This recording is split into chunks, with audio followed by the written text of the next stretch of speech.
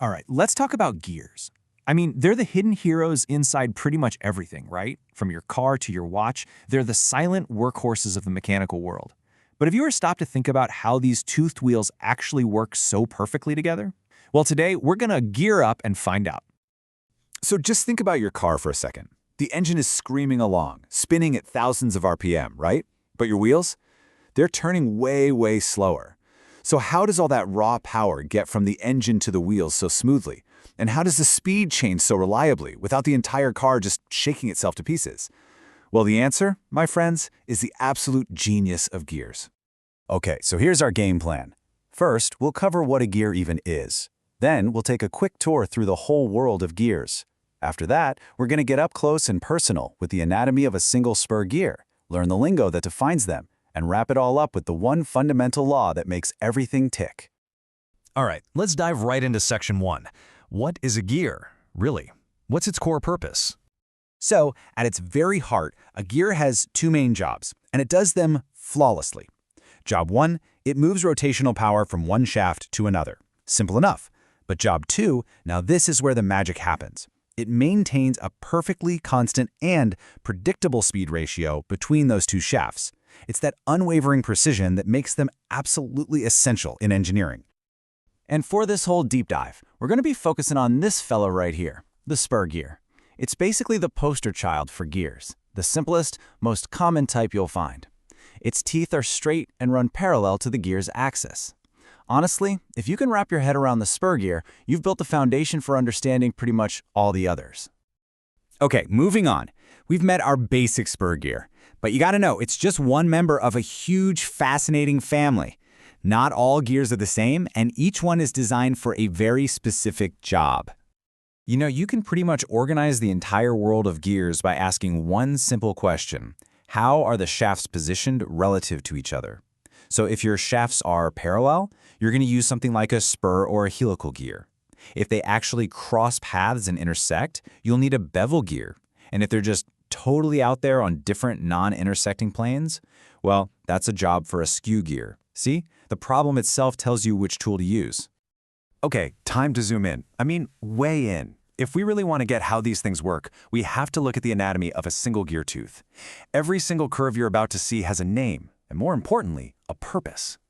Okay, I know what you're thinking. That's a lot of terms. It might look a little overwhelming, but trust me, every single one of those labels points to a curve or a surface with a very specific, very precise definition. We're not going to memorize them all, but let's break down the most critical ones, starting with the absolute foundation of all gear design. All right, the single most important concept here is the pitch circle. Now, this is an imaginary circle. You can't actually see it on a real gear, but it's the line where all the important calculations happen. The best way to think about it is this. Imagine the gears were just two smooth, toothless discs rolling against each other. The circles where they'd touch, that's the pitch circle. It's the gear's effective size. Next up is the addendum circle. This one's way easier to picture. It's simply the circle that goes around the very, very top tips of the teeth. It basically defines the gear's total outside diameter. And you guessed it, the opposite of the addendum is the dedendum circle. If the addendum is the peak, the dedendum is the valley. It's the circle that runs right along the bottom of the space between each tooth.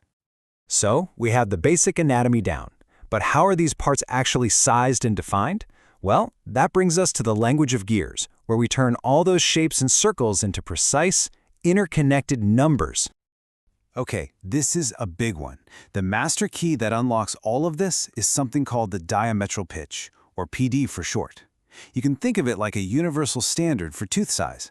It tells you how many teeth you can fit into 1 inch of the pitch circle's diameter. And here's the most critical rule of all.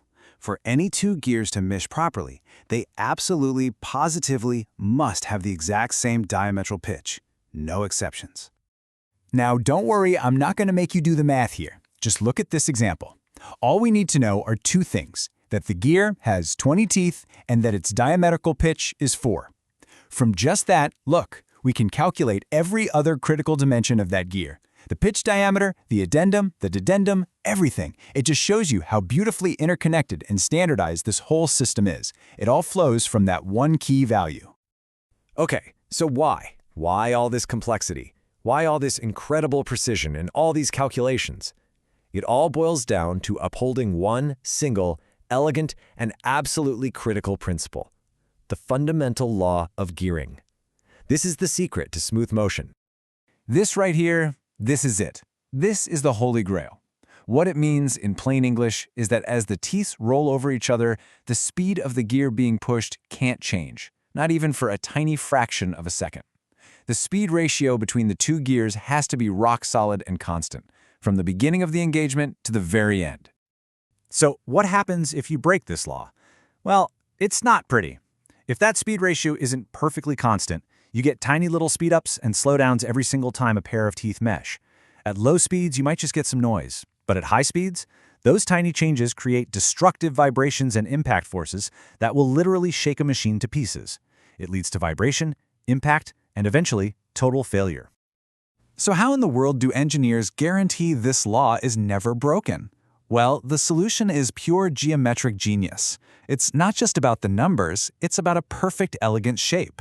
A very specific curve that's used for basically every modern gear tooth. It's called the involute profile.